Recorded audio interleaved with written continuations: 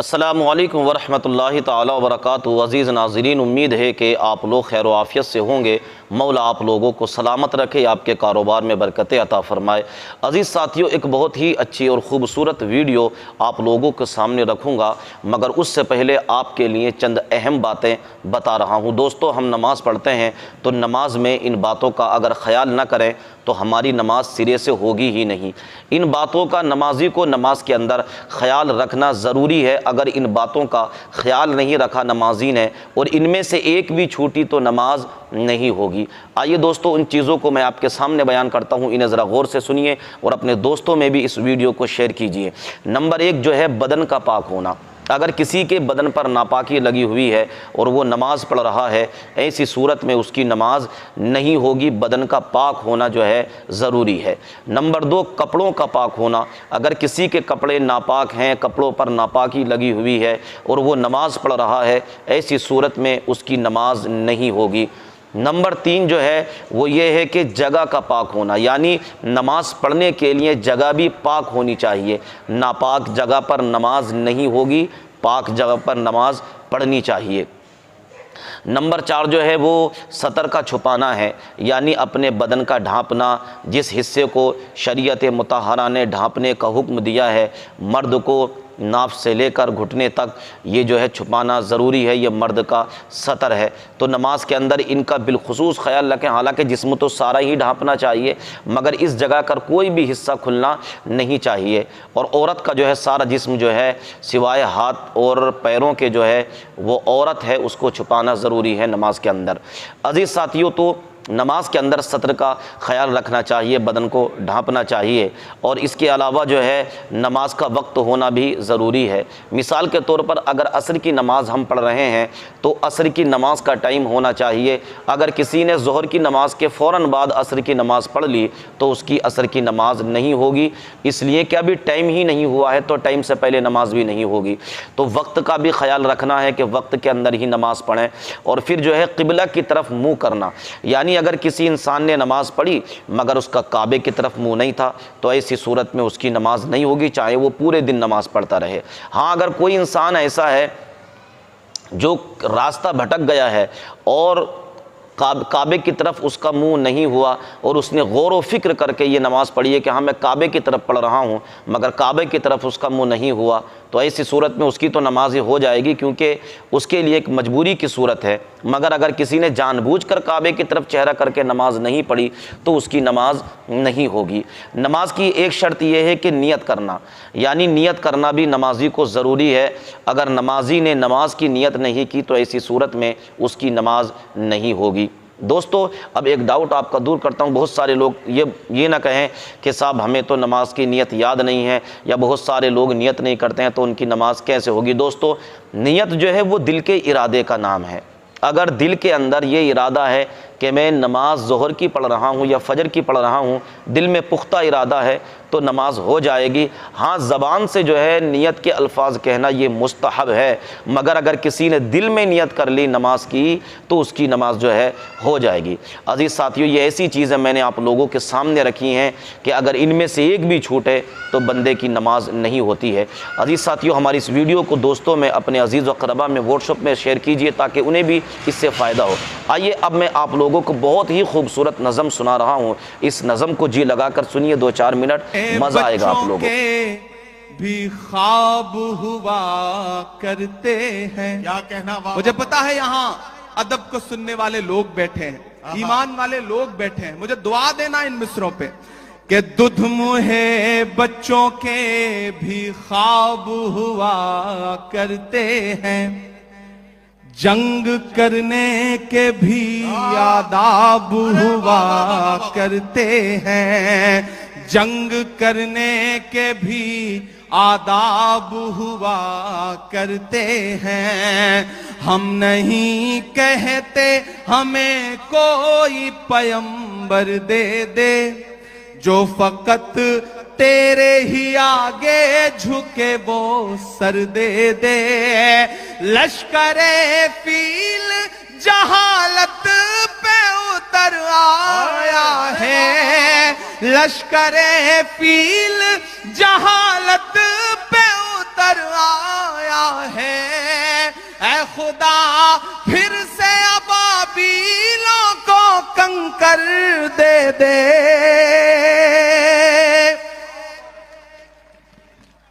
اگر رونگٹے کھڑے ہو رہے ہیں تو تالیوں سے بتائیے کہ اس نظم کے ایک ایک لفظ میں آپ ساتھ ہیں. یہ مصرعے پھر سے عمران پرتاپ گڑھی صاحب پڑھیں گے. میں ان سے گزارش کرتا ہوں یہ مصرعے پھر سے پڑھیں. یہ آپ کے جذبات کو کس طرح سے، آپ کے رونگٹوں میں کس طرح سے یہ حرارت پیدا کر رہے ہیں، ذرا سا بتائیے تالیاں بجا کر، تاکہ یہ مصرعے پھر سے پڑھے جائیں. دودھ مجھے بچوں کے بھی خواب ہوا کرتے ہیں، جنگ کرنے کے بھی آداب ہوا کرتے ہیں. ہم نہیں کہتے ہمیں کوئی پیمبر دے دے، جو فقط تیرے ہی آگے جھکے وہ سر دے دے. لشکر فیل جہالت پہ اتر آیا ہے، اے خدا پھر سے ابابیلوں کو کنکر دے دے. کون کہتا ہے کہ نفرت سے چلے گی دنیا، تو دکھا دے کہ محبت سے چلے گی دنیا. لپے آتی ہے دعا بن کے تمنا میری. بہت شکریہ. آخر میں جاتے جاتے 4 منٹ کی ایک چھوٹی سی نظم ختم کرنا. میں ایک آخری نظم میری خواہش تھی سنانے کی، اور آپ بہت اچھا سن رہے ہیں ماشاءاللہ. آپ وہی سارے لوگ ہیں، اس میں تمام چہرے میرے جانے پہچانے ہیں، اور میں بھی وہی آپ کا عمران ہوں. میں یہاں شاعر بن کے کھڑا ہوں، سانسد بن کے نہیں کھڑا ہوں. جب بھی اس طرح کی کسی محفل میں آنے کا موقع ملتا ہے، سانسدی میں گاڑی میں چھوڑ کے آ جاتا ہوں، اور میرا دل کرتا ہے کہ صرف شاعر بن کر کے آپ کے بیچ میں بیٹھوں. اور آپ یقین جانے ممبرا والوں، میں آپ کو بھروسہ دلاتا ہوں کہ میں جب صدن میں بھی بیٹھتا ہوں تو میری آنکھ کے سامنے حاکم بیٹھا رہتا ہے، تو ایک لمحہ بھی ایسا نہیں آتا جب مجھے یہ خیال نہ آتا ہو کہ باہر لاکھوں کروڑوں ایسے لوگ ہیں جن کی امیدوں کا بوجھ میرے کندھے پر ہے. تو مجھے جھکنا نہیں ہے، مجھے رکنا نہیں ہے، مجھے ڈرنا نہیں ہے. مجھے بولنا ہے، بے دھڑک بولنا ہے، بنا ڈرے ہوئے بولنا ہے. اور میں بول رہا ہوں. میں ایک نظم سناتا ہوں. ان دنوں ایک کھیل چل رہا ہے پورے دیش میں. ہم ایک صبح سو کے اٹھتے ہیں تو الہ آباد نہیں رہتا. ہم ایک صبح سو کے اٹھتے ہیں تو فیض آباد نہیں رہتا. ہم ایک صبح سو کے اٹھتے ہیں تو مغل سرائے کا نام کچھ اور ہو چکا ہوتا ہے. اپنے تمام شاعر دوستوں سے دعا مانگتا ہوں. ان دنوں عمارتوں سے، آپ کی نشانیوں سے، آپ کی پہچان سے دقت ہے. تو مجھے ایسا لگتا ہے کہ جب یہ کھیل چل رہا ہو تو ہمیں بھی علل اعلان بولنا چاہیے. میں ایک نظم سناتا ہوں جس کا عنوان ہے لال قلعہ. میری بہت پسندیدہ نظم ہے. آپ مجھے دعا دیں گے تو مجھے اچھا لگے گا. پہلے یوں ہی جانا ہوتا تھا. ان دنوں آپ کی دعا نے MP بنا دیا ہے تو انویٹیشن آتا ہے. 15 اگست کو ہم جاتے ہیں بھاشن سننے کے لیے. اور جب میں ان دیواروں کے آس پاس سے گزرتا ہوں نا تو مجھے لگتا ہے کہ وہ دیواریں مجھ سے کچھ کہہ رہی ہیں، بول رہی ہیں. میں وہ جو دیواریں کہہ رہی ہیں میں اسے نظم بنا کے آپ کی عدالت میں رکھتا ہوں کہ میں لال قلعہ ہوں، میں لال قلعہ ہوں. اب تک میں نے بڑی شرافت سے پڑھا ہے اور آپ نے شرافت سے سنا بھی ہے. میں اس کے لیے شکریہ ادا کرتا ہوں. لیکن تھوڑی دیر کے لیے مجھے بھی بدمعاش کر دیں اور تھوڑی دیر کے لیے آپ بھی اسی موڈ میں آ جائیں جس کے لیے ممبرا کا مشاعرہ جانا پہچانا جاتا ہے. مجھے ایک بار پیچھے تک تالی بجا کر کے حکم دیں کہ میں یہ نظم آپ کو سناؤں. میں لال قلعہ ہوں، میں لال قلعہ ہوں. لال قلعہ بول رہا ہے اور اگلا جو مصرع ہے اس پہ آپ کے ہاتھ اٹھ جائیں گے. میں لال قلعہ ہوں، میں لال قلعہ ہوں. ہندوستان میں تجھے تحفے میں ملا ہوں. میں لال قلعہ، لال قلعہ، لال قلعہ ہوں. میں لال قلعہ ہوں.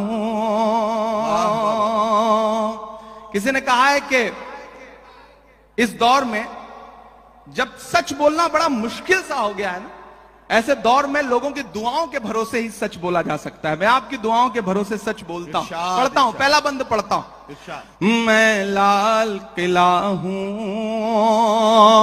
कि मेरे बनाने वाले से नफरत भी है उनको, और मेरी दीवारों से मोहब्बत भी है उनको।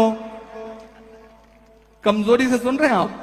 कि मेरे बनाने वाले से नफरत भी है उनको, और मेरी दीवारों से मोहब्बत भी है उनको। सदियों की गवाही है मेरी लाल दीवारें, भारत की सिपाही है मेरी लाल दीवारें। देखा गया एक ख्वाब हूं मैं शाहजहां का, तामीर कामयाब हूं मैं शाहजहां का।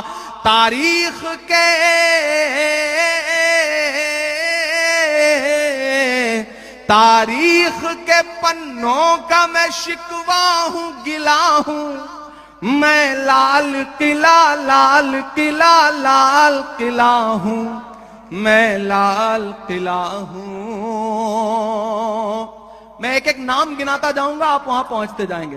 कि नेहरू के ख्यालों का निगहबान रहा हूं, मैं लाल बहादुर का भी अरमान रहा हूं। एक एक नाम आते जाएंगे, कुछ छूट भी जाएंगे। जो छूटेंगे उन पे भी आपको मजा आएगा, और जो नाम आते जाएंगे उन पे भी आपको मजा आएगा। कि नेहरू के ख्यालों का निगहबान रहा हूं, मैं लाल बहादुर का भी अरमान रहा हूं।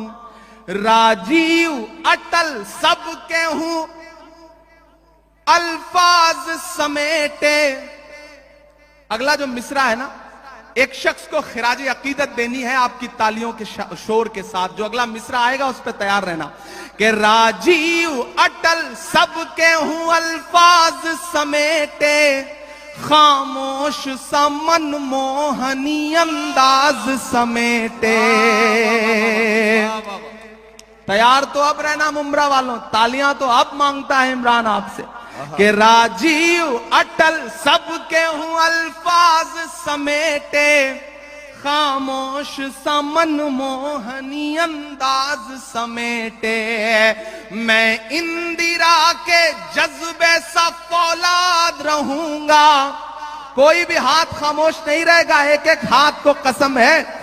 कि मैं इंदिरा के जज्बे सा फौलाद रहूंगा, आबाद था आबाद हूं आबाद रहूंगा।